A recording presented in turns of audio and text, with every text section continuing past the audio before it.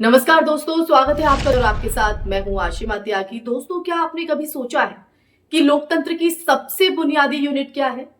ये सवाल इसलिए क्योंकि वोट, संविधान, संसद ये सबसे बड़े शब्द हैं, लेकिन इन सब की नींव जिस एक चीज पर टिकी होती है वो है सच।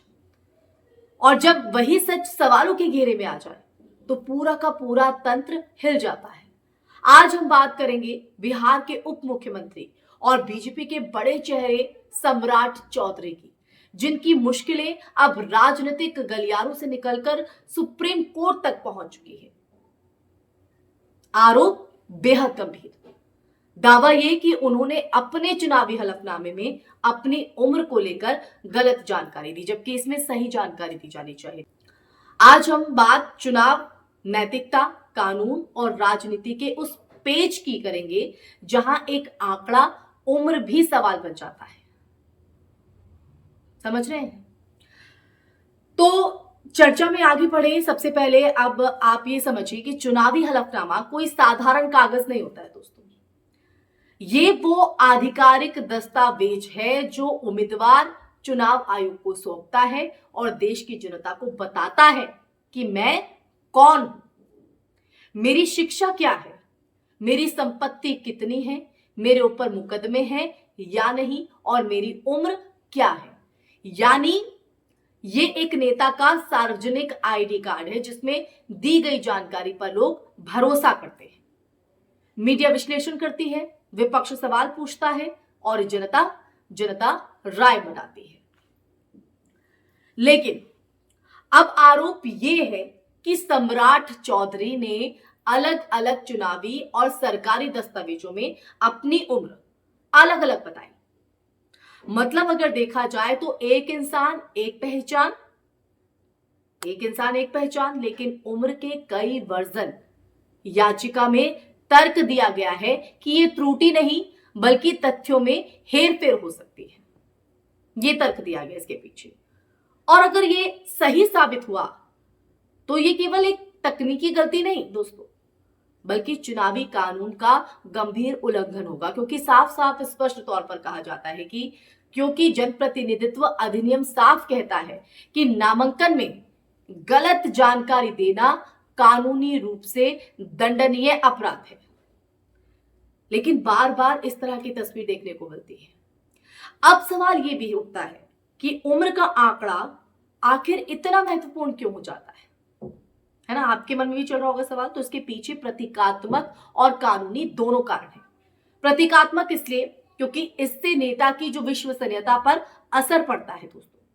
जनता सोचती है कि अगर कोई एक साधारण तथ्य भी सही नहीं बता सकता तो बाकी दावों का क्या, जो जनता से किए जाते हैं वो कितने सच होंगे। और कानूनी इसलिए दोस्तों क्योंकि हलफनामे में गलत जानकारी पर नामांकन रद्द से लेकर कानूनी कार्रवाई तक संभव है। यह पूरी प्रक्रिया यहां पर रहती है।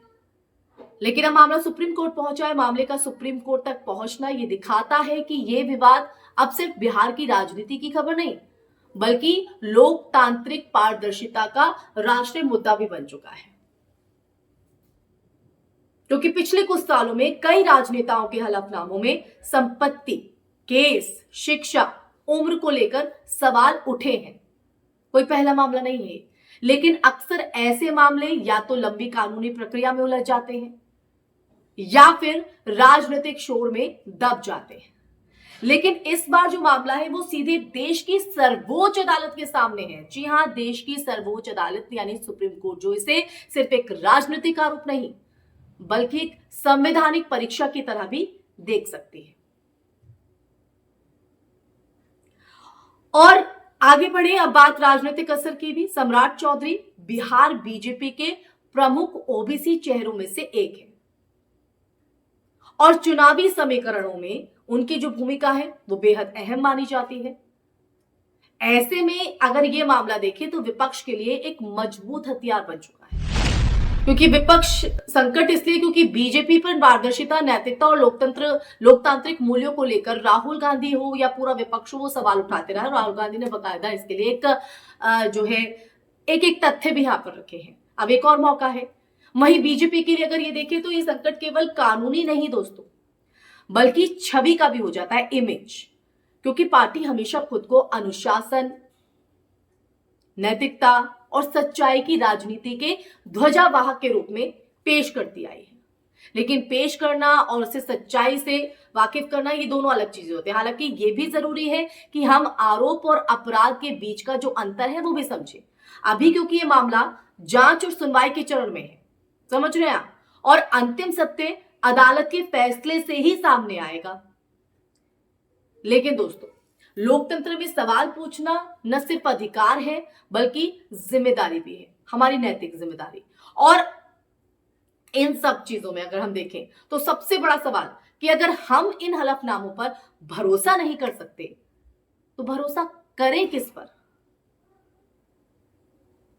किस पर करें? अगर आंकड़े विरोधाभासी हो, तथ्य अलग अलग हो और सच के कई संस्करण हो, तो लोकतंत्र की बुनियाद कितनी मजबूत रह पाएगी? यह सिर्फ एक नेता का मामला नहीं, यह उस भरोसे का मामला है जो लोकतंत्र और जनता के बीच की सबसे मजबूत डोर है। जी हां, मजबूत डोर। तो फैसला अदालत करेगी, लेकिन सवाल हमेशा जनता के रहेंगे, यानी आपके और हमारे भी रहेंगे। आप समझिए दोस्तों, अब क्या इसमें निकलकर सामने आता है, क्या तथ्य यहां पर रखे जाते हैं सम्राट चौधरी की तरफ से कि ये गलती क्यों हुई, क्या वो त्रुटि की बात जो कर रहे हैं उसके पीछे का क्या आधार है, सुनवाई के दौरान क्या किया और ये केस कितना लंबा चलेगा उससे पहले ये भी देखने वाली बात रहेगी। और राजनीतिक तौर पर इसका प्रभाव बीजेपी के लिए कैसा रहेगा और विपक्ष इस मुद्दे को कैसे भुनाता है, कैसे इस मौके का फायदा उठाता है, ये देखने वाली बात यहां पर रहेगी। और बिहार चुनाव में इसका क्या इंपैक्ट पड़ेगा, जनता की मानसिकता पर क्या प्रभाव पड़ेगा, ये एक बड़ा सवाल है। इसी के साथ इस चर्चा में फिलहाल के लिए बस इतना ही। चर्चा आपको कैसी लगी और जिस तरह से सम्राट चौधरी के इस नामांकन पत्र में त्रुटि दिखाई दी है, इसको आप किस तरह से देखते हैं? कमेंट बॉक्स में कमेंट करके जरूर बताइएगा, क्योंकि आपकी राय, आपके विचार, आपके सवाल देश हित और देश लाइफ दोनों के लिए बहुत महत्वपूर्ण है। इसलिए मैं आप लोगों से हमेशा यही कहती हूँ कि कमेंट बॉक्स में कमेंट करके अपने ज्यादा से ज्यादा योगदान आप दीजिए, ज्यादा से ज्यादा भागीदारी निभाइए, क्योंकि ये सवाल सत्ता तक जब पहुंचते हैं। इस वीडियो को ज्यादा से ज्यादा शेयर भी कीजिएगा दोस्तों, हमारे चैनल को सब्सक्राइब कीजिएगा। फिर हाजिर होंगे एक ऐसा ही मुद्दा लेकर, तब तक के लिए अपना ख्याल रखिए। जय हिंद, जय भारत, नमस्कार।